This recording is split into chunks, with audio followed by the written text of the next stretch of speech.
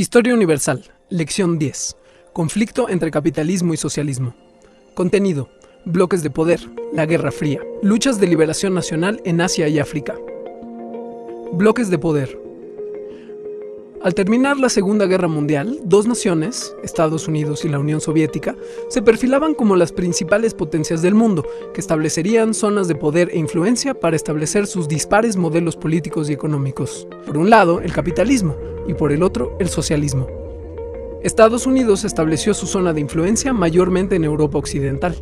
Entre los principales países involucrados se encuentran Bélgica, Holanda, Austria, Finlandia, Islandia, Noruega y, por supuesto, Francia e Inglaterra.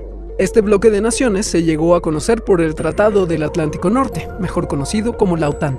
Este bloque representa la defensa de la visión capitalista. Por otro lado, la Unión Soviética comenzó a ejercer influencia en países principalmente de Europa del Este, entre los cuales destacan Checoslovaquia, Yugoslavia, Hungría, Polonia y Rumania.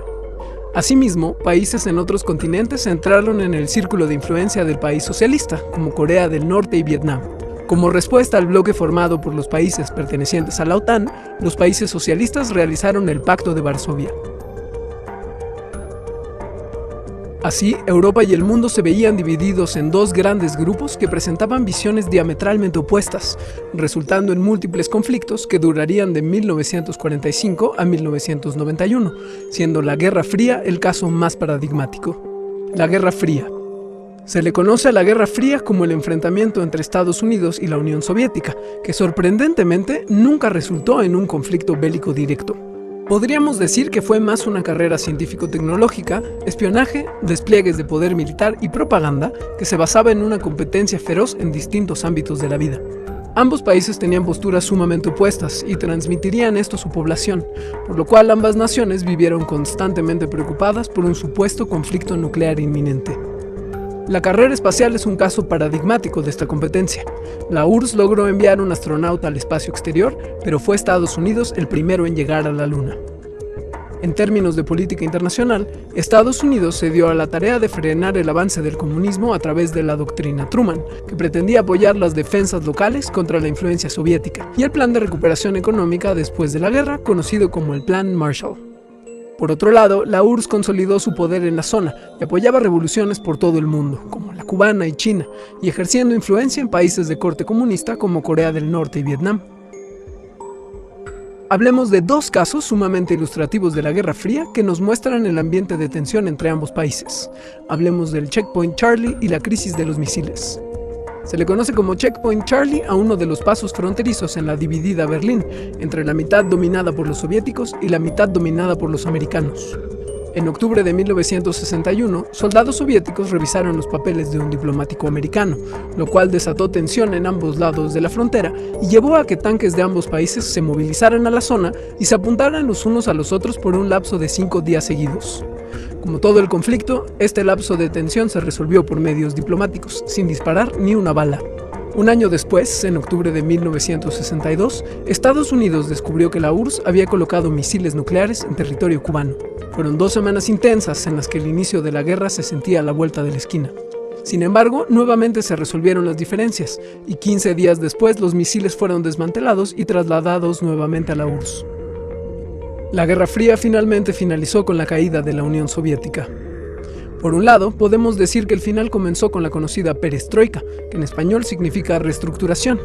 Es como se conoce a la apertura de la Unión Soviética al mundo capitalista que llevó a cabo el presidente soviético Mikhail Gorbachev.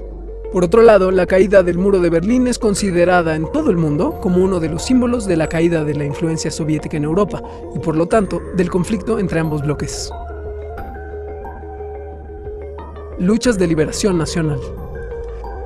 La Segunda Guerra Mundial también dio fin a las prácticas coloniales que países europeos llevaron a cabo en Asia y África.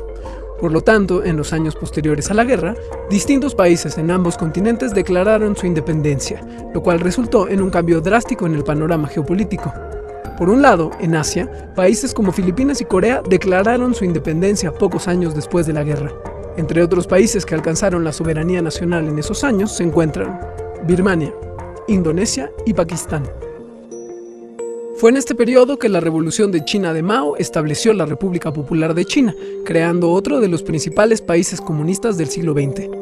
En África, las colonias inglesas y francesas buscaron su independencia, dando así lugar a la creación de nuevos países como el Congo, Nigeria, Madagascar, Liberia, Etiopía y Marruecos, entre otros.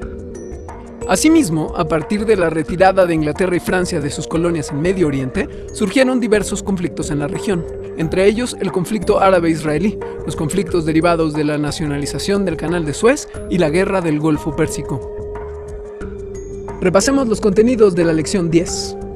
Hablamos de la creación de dos bloques de poder en los años posteriores a la Segunda Guerra Mundial, uno con una visión capitalista y el otro con una visión socialista. El primero liderado por Estados Unidos y el segundo por la Unión Soviética. También estudiamos el conflicto conocido como la Guerra Fría, que sin haber tenido un enfrentamiento bélico, se conoció como una competencia feroz entre las dos principales potencias rivales de ambos bloques y una constante tensión ante un conflicto armado. Por último, hablamos de algunos de los cambios geopolíticos al terminar el colonialismo después de la Segunda Guerra Mundial y la independencia de países en Asia y África.